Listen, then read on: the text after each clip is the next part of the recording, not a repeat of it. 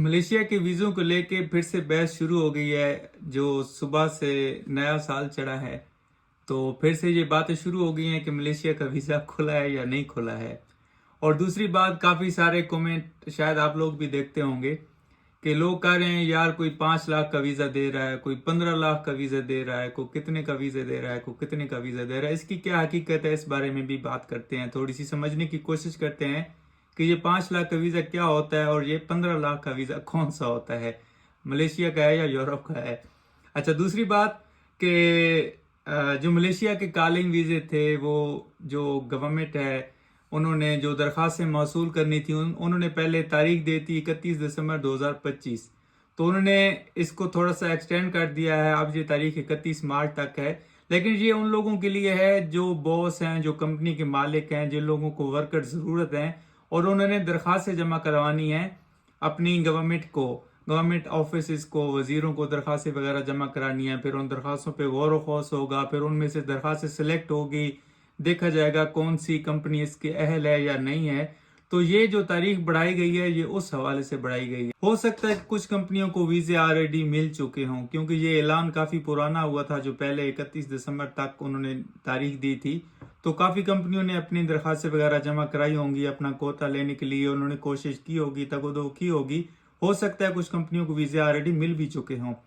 तो इसमें कोई दो राय नहीं है कि अगर किसी के पास वीज़े हैं। लेकिन हाँ, अगर आप लोगों ने वीज़े लेने हैं तो इस पे ज़रूर चेक कीजिएगा कि वाकई वो कंपनी असल है, कोई लूटने वाला एजेंट तो नहीं है। क्योंकि ऐसी जब भी खबरें आनी शुरू होती हैं, सिर्फ मलेशिया के हवाले से नहीं, किसी भी मुल्क के हवाले से जब उसके वीज़े मिलते हैं पाकिस्तानियों को, तो इसमें 2 नंबर लोग शामिल हो जाते हैं बीच में, और वो अपने लूटने की कोशिश में, अपने चक्कर में लोगों को बर्बाद करते हैं, पैसे लेके भाग जाते हैं, आगे पीछे हो जाते हैं। फिर बंदा उनको ढूंढता रहता है कि बंदे किधर गए हैं। आगे से एजेंटों के एजेंट बने होते हैं। तो इन लोगों से ज़रूर बचा कीजिए। अगर आपने वीज़ा लेना होता है तो पहले ज़रूर रिसर्च कर लें थोड़ी सी, जिस एजेंसी से ले रहे हैं, जिस कंपनी से ले रहे हैं, उसके बारे में थोड़ी सी रिसर्च ज़रूर कर लें। आपका पैसा नहीं लगेगा, सिर्फ गूगल पे आपने जाके चेक करना है, फेसबुक पे पोस्ट लगा देनी है। क्योंकि ऑलरेडी बहुत सारे ग्रुप्स ऐसे एक्टिव हैं मलेशिया के हवाले से जो आपको छोटी मोटी इन्फॉर्मेशन तो दे ही देंगे।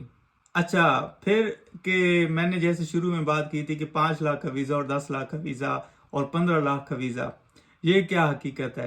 अच्छा, 5 लाख का वीज़ा जब भी मेरे कमेंट बॉक्स में कोई कमेंट करता है तो मैं कोशिश करता हूँ कि उससे पूछने की कोशिश करूँ कि आपने 5 लाख का, 4.5 लाख का, 6 लाख का वीज़ा कहाँ से लिया है और इसका क्या प्रोसेस आपने शुरू किया है।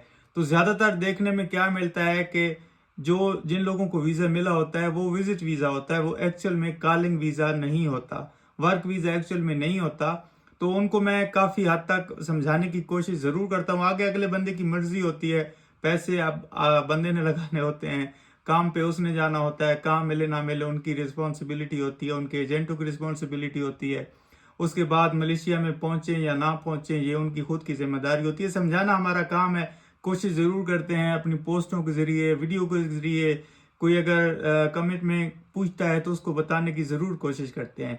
अच्छा, पहली ये क्लियर बात कर लें कि जो मलेशिया में अभी सिस्टम चल रहा है आजकल, अगर कोई मलेशिया में किसी एजेंट का इमिग्रेशन में कोई जितना बड़ा भी जानने वाला क्यों नहीं होगा, उसका वीज़ा नहीं लगेगा। जो विजिट पे मलेशिया में आएगा, विजिट पे अभी हाल में काम कर रहा है, बात का नहीं पता, हो सकता है कल ऐलान हो जाए, महीने बाद ऐलान हो जाए। मैं फिलहाल आज 1 जनवरी 2026 की बात कर रहा हूँ। आज की तारीख तक ऐसा कोई सिस्टम नहीं है कि कोई अगर कहे कि मैं आपको विजिट पे बुलवा के काम पे लगवा दूंगा। काम पे तो बंदा शायद लग भी जाए, लेकिन उसके बाद अगर वो ये भी कहे कि मैं आपको आपका वीज़ा भी लगवा दूंगा, तो ये बात बिल्कुल झूठ होगी। ये बात अपने जहन में बिठा लें कि यह 100% झूठ बात है। और दूसरी बात, जो 15 लाख का वीज़े की बात हो रही थी, तो 15 लाख का वीज़ा अभी कीमत बताना तो मुनासिब नहीं होता, क्योंकि हर कंपनी का अपना सिस्टम होता है, हर कंपनी के अपने अखराजात होते हैं।